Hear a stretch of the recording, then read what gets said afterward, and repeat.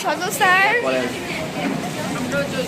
সবাই খাচ্ছে, আমি খাচ্ছি না। কেন খাচ্ছ না?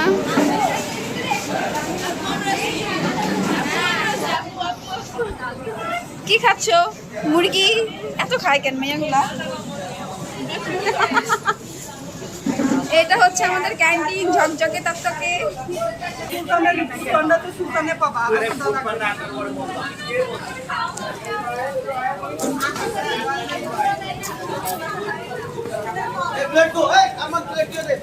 খাবার দিতে পারতেছি না, প্লেট দিয়ে দাও।